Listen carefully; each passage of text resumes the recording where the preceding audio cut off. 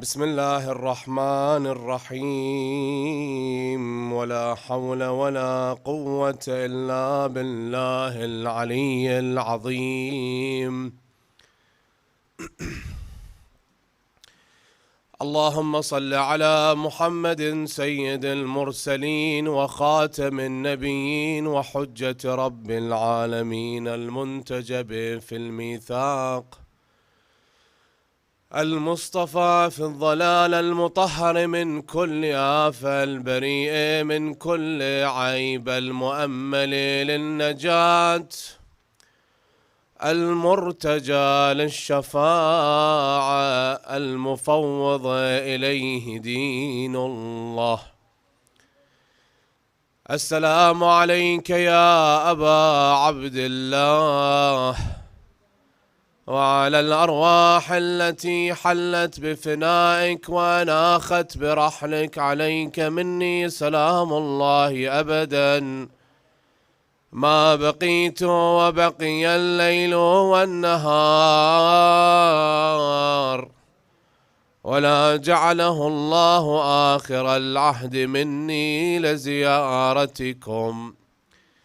السلام على الحسين وعلى علي بن الحسين وعلى أولاد الحسين وعلى أصحاب الحسين وعلى أخته العقيلة، عقيلة الطالبين زينب الكبرى، وأخيه أبا الفضل العباس، ورحمة الله وبركاته. قال رسول الله صلى الله عليه وآله وسلم: إذا كان يوم القيامة ينادي مناد أين زين العابدين، فكأني أنظر إلى ولدي علي بن الحسين ابن أبي طالب يخطو بين الصفوف. Mankind has been in search from dawn of time into finding a true worthy person for them to follow, a role model, a leader that can lead the way, lead the pathway to salvation. Many came, unfortunately, and they claim to be that what mankind is been in search for, but they failed miserably, resulting in many individuals going astray. Allah the Almighty, Azza wa Ala, Tabaraka wa Ta'ala, even though there are false idols that some unfortunately follow, God the Almighty has given many examples, many, throughout time, throughout history, of those that are true, worthy leaders that can lead mankind into the path of salvation. If you look at 124,000 prophets from Adam to Khatamul Anbiya, in addition to that, martyrs, shuhada, in addition to that, scholars, ulama, and you have, in addition to all of these, 12 infallibles, 12 imams, that each and every one of them leads mankind to the true path, that is the path of salvation, perfection. One of them being is Imam Zain al-Abidin Ali ibn al-Hussein, Sayyid al-Sajjadin, Rahib Ali Muhammad. Allahumma salli ala. That if you take his life and you dissect his life, you can find that this Imam cannot be discussed in one night or one lecture or in one book or one article. Needs months and months for someone to sit and go through in detail of the goings and comings of this Imam, the heritage of this Imam, the legacy of this Imam. And of course, tonight we give you some glimpses of his life. His life can be divided into three parts. One, from his birth until Karbala. This is the first part. From the day he was born to the day they arrived in Karbala, to the day of Ashura. And then the second part is the aftermath of Ashura, and where Imam Zain al-Abidin Ali ibn al-Hussein alayhi afdalus salati was salam was among the sabaya, the captives, being paraded around from city to city, from a town to town. And of course the Imam's events in Kufa, then in Sham, Damascus. The Imam himself, when he delivered his sermon in Damascus, where the Umayyads were sitting, listening to that incredible lecture of the Imam, the sermon of the Imam, that even Yazid himself said, if I allow him, if I give him the permission for him to recite a sermon, this is the end of the Umayyad dynasty. With that sermon of the Imam, alayhi afdalus salati was salam, this great Imam, he shook the very foundation of the tyrants, of the oppressor. And of course, you have the events that occurred aftermath of Ashura. For example, Harakat al-Tawabin, Sulaiman bin Surad al-Khuza'i, and then Harakat Mukhtar, Thawrat al-Mukhtar. This is the second part of his life that he was involved in one way, or he was witnessing it. And definitely the third and final part is his legacy, his heritage. What did he leave behind until his martyrdom? Now, let's go to the second one onward. When it comes to Ashura, Imam Zain al-Abidin Ali ibn al-Hussein, Sayyid al-Sajjadin, is one of those individuals that participated into making this revolution, the rebellion of Imam Sayyid al-Shuhada Aba Abdullah al-Hussein, everlasting. How could this be? Well, his participation when he came in leading the Sabaya, that's one of them. Leading the Sabaya from one city to the other, giving them hope. He himself in the court of Ibn Ziyad, Ibn Marjana alayhi la'ainullah. He himself, the conversation he had with Lady Zainab, Aqilat al-Talibiyin, Aqilat Bani Hashim, where he said to her, أنت بحمد الله عالمة غير معلمة فهمة غير مفهمة. That this is enough for these people. With your sermon that you gave to them, you have brought them to the brink of collapse. They are about to give up on the mercy of Allah subhanahu wa ta'ala. But we don't want that for these people. You see the mercy of Ahlul Bayt, the mercy of the Imams, they always want to give a way back for you to turn to the right path. The Imam was there, even though the Imam himself was a captive, even though the Imam himself was chained.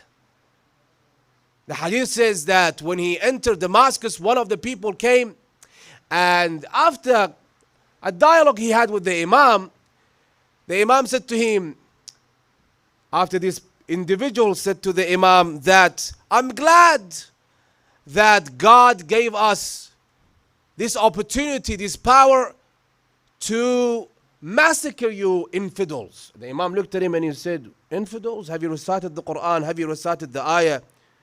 Ayatul Tathir. He said, Ayatul Tathir, yes, I know the Quran.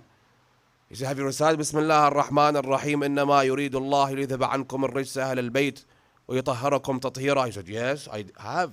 And he was stunned, he was shocked, because they told the people, these simple-minded people, that these are the captives of the infidels from the Turk and Daylam. And then the Imam said to him, have you recited the ayah, قُلْ لَا أَسْأَلُكُمْ عَلَيْهِ أَجْرًا إِلَّا الْمَوَدَّةَ فِي الْقُرْبَى? He said, yes. How do you know this ayah? To which the Imam replied to him, we are the qurba, we are the kinship, we are the family of Rasulullah sallallahu alayhi wa sallam.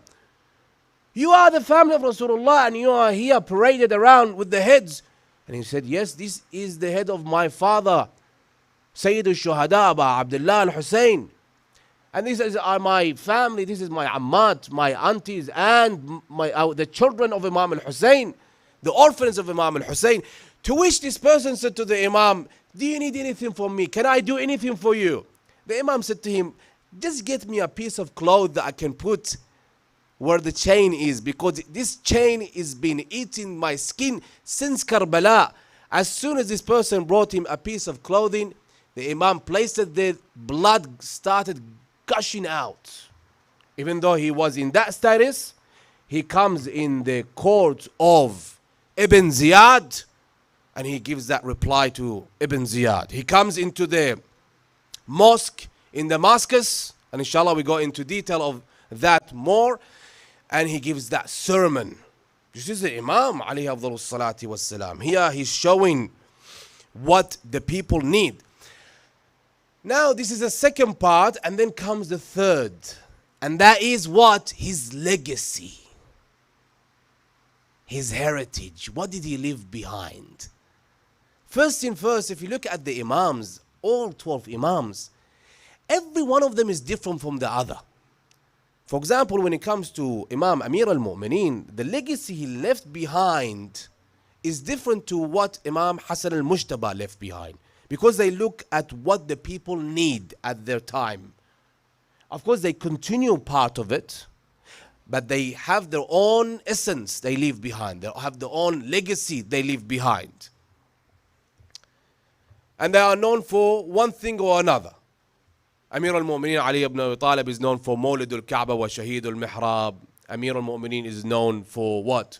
For many of the manaqib, of the fada'il, virtues that Rasulullah sallallahu alayhi wa sallam said about him. And of course, Imam Ali ibn Abi Talib needs hours and hours for us to just, scratch the tip of the iceberg, for us to just understand, a glimpse of what Imam Ali ibn Abi Talib is. And it's impossible to understand him. That's why Rasulullah sallallahu alayhi wa sallam says, only I know you and God, of course. Allah subhanahu wa ta'ala and me, we know you, and you know us and God. Knowing you, the knowledge to understand who you are. Ma'rifat Amir al-Mu'mineen Ali ibn Abi Talib is not easy to understand. We might understand 1% or 2 or 3%, that's it. We don't understand who Imam Ali is, this commander of the faithful. Of course, we claim to be the Mu'alin. I'm saying Mu'alin, no Shia, because Shia is really hard to say. I'm a Shia of Ali ibn Abi Talib. Shia of Ali ibn Abi Talib is Muslim ibn Aqil. Shia of Ali ibn Abi Talib is Habib ibn Mudahir al-Asadi. Shia of Ali ibn Abi Talib is Zuhair ibn al-Qayn. Those are the Shia. Not someone like me who takes a percentage here and there. You know what, I take this percentage as long as this falls under my liking. If it doesn't, I just leave it behind. No, those are the Shia of Ali. The ones that were in Karbala. That they gave their life for Imam al-Hussein, Sayyid al-Shuhada.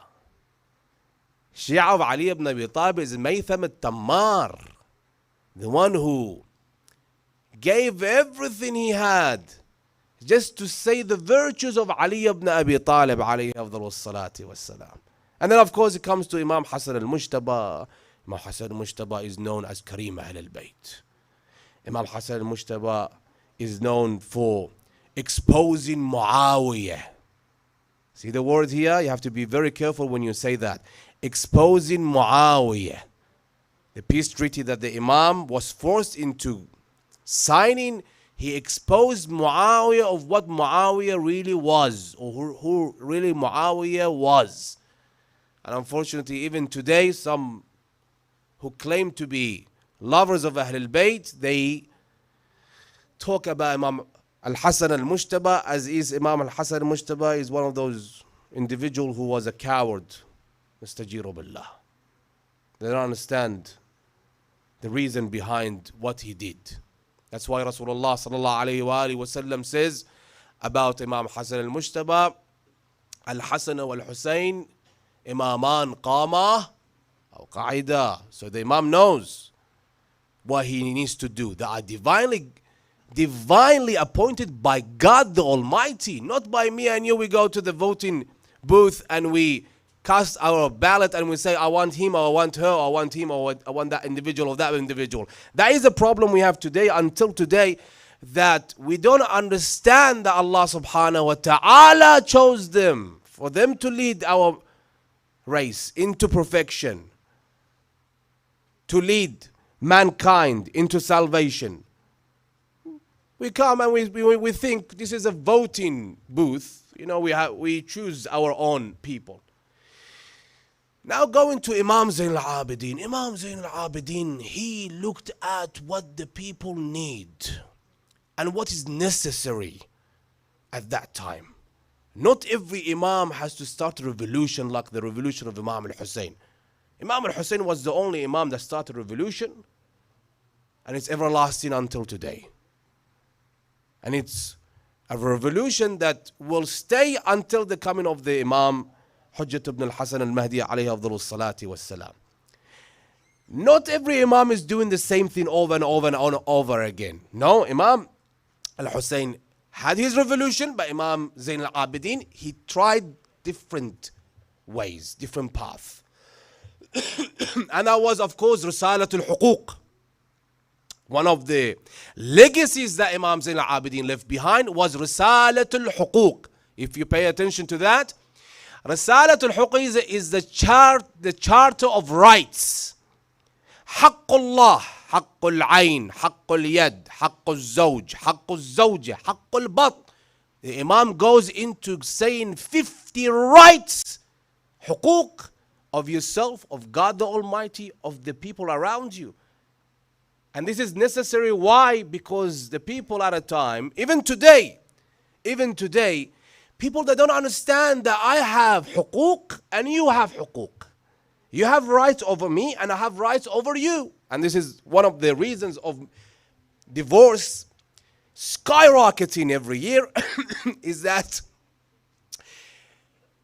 a husband doesn't know the right of the wife and the wife doesn't know the right of the husband. But if you look at the hadith of Ahlul Bayt alayhim afdalus salati was salam, it goes through every detail of the right of the partner that you are about to live with, the spouse. There are huquq, there are rights that Allah subhanahu wa ta'ala has bestowed on you. And it comes through an imam that tells you there is this first one, haqqullah.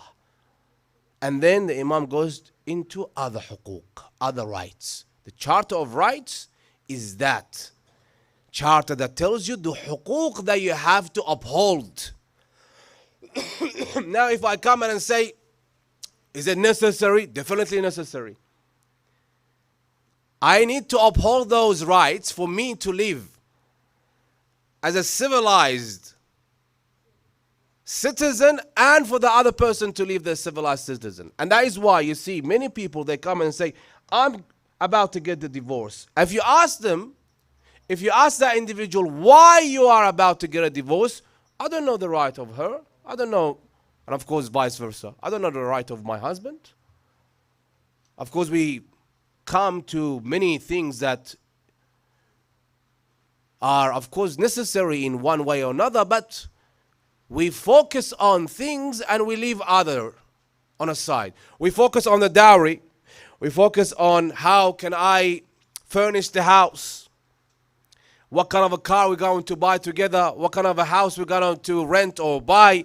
But when it comes to the fundamentals of Islam, we look away. We ignore it. That is why Imam Zayn al-Abidin, he shed a light into this. That there are huquq, rights that are necessary for you to uphold. For you to be a true Muslim. For you to be a true Muwali, a true Shia. Those are the rights that you have to uphold. Then, this is a step forward.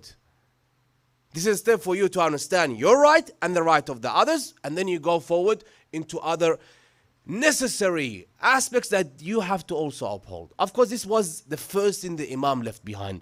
The Charter of Rights. Risalatul Huquq. Then, there is Sahifatul Sajjadiyah. Sahifatul Sajjadiyah, this book of supplication. The Imam saw this is necessary. Necessary for the people. Why is it necessary? People start taking different paths. They are following a person, Yazid ibn Muawiyah, alayhi la'a'inullah. On the first year he killed Sayyid al-Shuhada, Abu Abdullah al-Hussein. Second year he came and he attacked Medina al-Munawwara, sending Musraf ibn Aqaba. For 3 days, they killed, they rampaged, they raped. And even today, some individuals, imbeciles, they come in and say, where is the evidence? Where is the evidence what Yazid did? And they call him Amir al-Mu'mineen. They call Yazid Amir al-Mu'mineen. And you wonder, where are we? Look at the facts in history. And of course, after that, he burned the Kaaba. Hussain ibn Numayr, he was sent by Yazid ibn Muawiyah to burn the Kaaba. So when you see people are like this going into a stray path, what do? What is necessary here? One is Risalatul Huquq, then Sahif al-Sajjadiyah. And that is the supplication. Then of course the munajat, the 15 munajat of the Imam. Your connection has to be what? Reestablished with Allah the Almighty. You have to go back to the right path. And this is the mercy of Ahlul Bayt alayhim afdalus salati wassalam.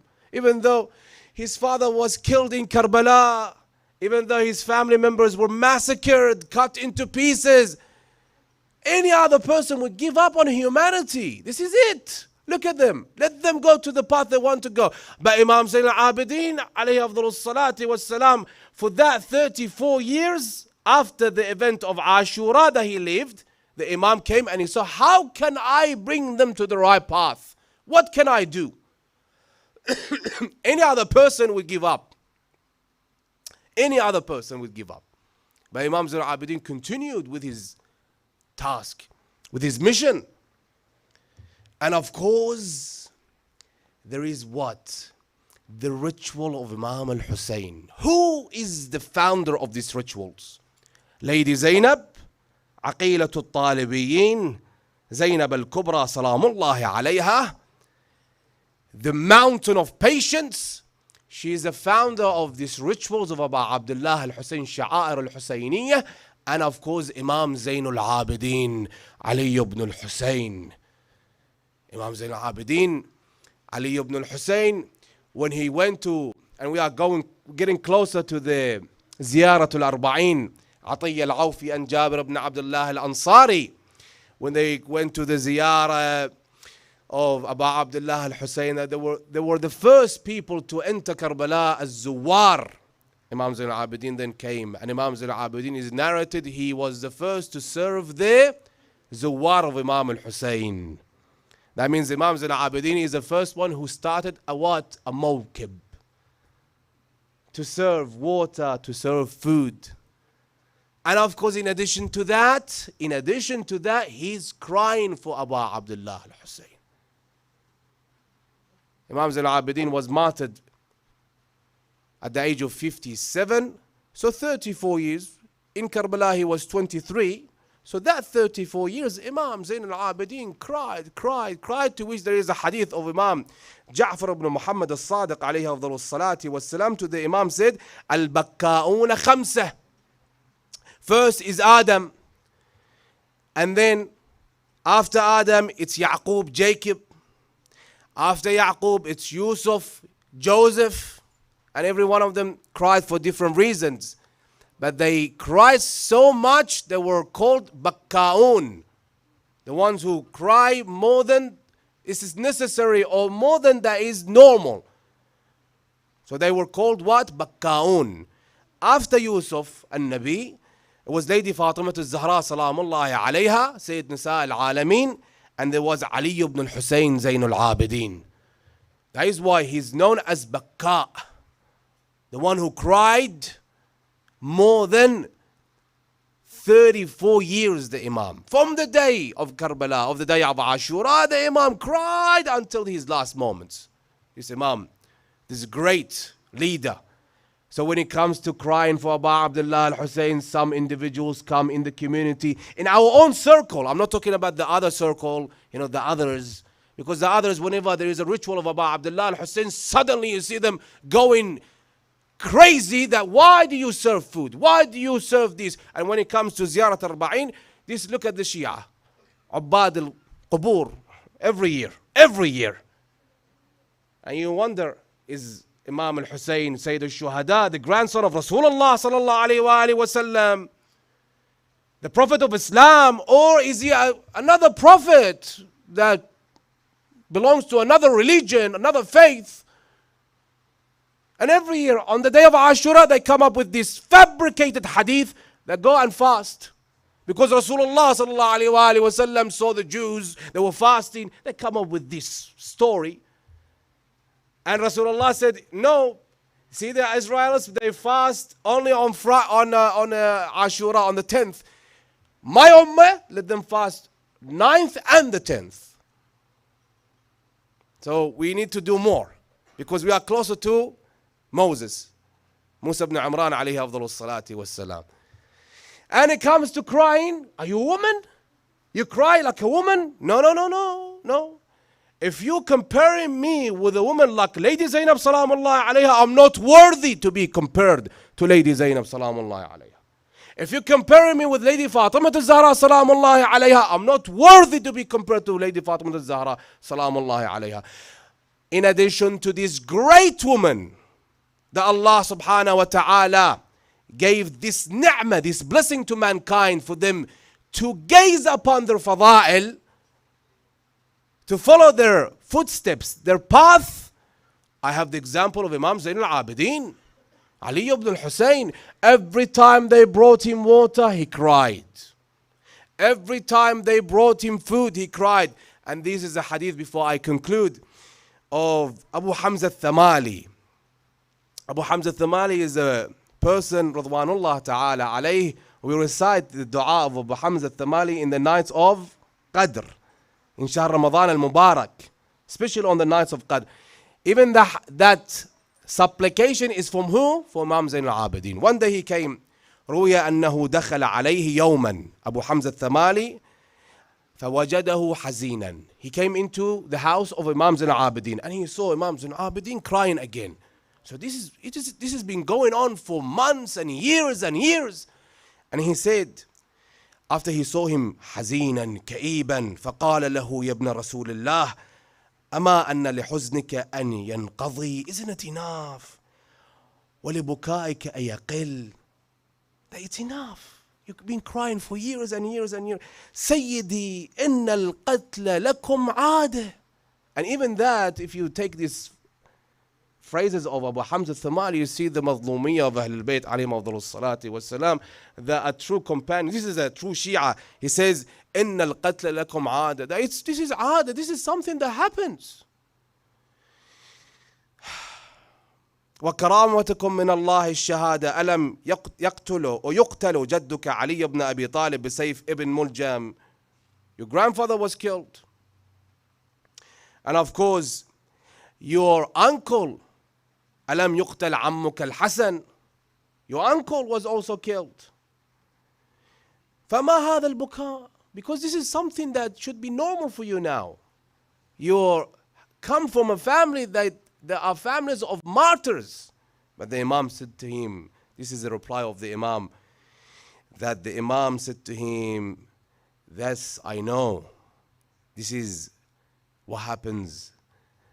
And this is aada for us. Shakar Allah sa'yaka ya Aba Hamza."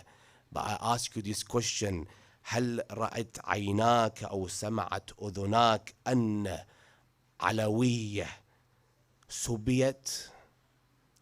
Have you ever heard that Alawiyya, daughters of Rasulullah sallallahu alayhi wa alihi wa sallam, been taken captive? ولكن yes, الشهادة is عادة for us. ولكن هل السبية لنا عادة? And the Imam here, he says to him, and because of the time, the Imam says to him, whenever I see the faces of my aunties, I remember what they did on the day of Ashura. They ran from a tent to tent. من خيمة إلى خيمة ومن خباء إلى خباء وهن يصحن ومحمدا وعليا. Have you heard of this before? No. And whenever I see the children, I remember the children when they died thirsty, and some died from the stampede of the horses. Yes, martyrdom for us is a aad. But for us to see one of our women to be taken captive, this is not normal. This has never happened before. And that is why Imam Zain al-Abidin, inshallah, we conclude. We will continue with this next night. The Imam said that seven of the events of Sham made Sham the worst. That is why one of the companions asked the Imam, which was the worst for you? Was it Karbala? Was it the day of Ashura? Was it Kufa? Was it that you paraded being around from a city to city? The Imam said, no, none of those. They asked him, was it the martyrdom of your father, the martyrdom of your uncles? He said, no, Asham. He said 3 times Damascus. Of what happened in Damascus. And the Imam listed 7 things of what happened in Damascus. Inshallah, tomorrow night we go through what occurred on this Imam, this great Imam, and the sermon of the Imam زين العابدين علي بن الحسين عليه أفضل الصلاة والسلام. السلام عليك يا أبا عبد الله وعلى الأرواح التي حلت بفنائك وأناخت برحلك. عليك مني سلام الله أبدا ما بقيت وبقي الليل والنهار ولا جعله الله آخر العهد مني لزيارتكم. السلام على الحسين وعلى علي بن الحسين وعلى أولاد الحسين وعلى أصحاب الحسين وعلى أخته العقيلة عقيلة الطالبيين زينب الكبرى وأخيه أبا الفضل العباس ورحمة الله وبركاته. يا الله يا رحمن يا رحيم يا مقلب القلوب ثبت قلوب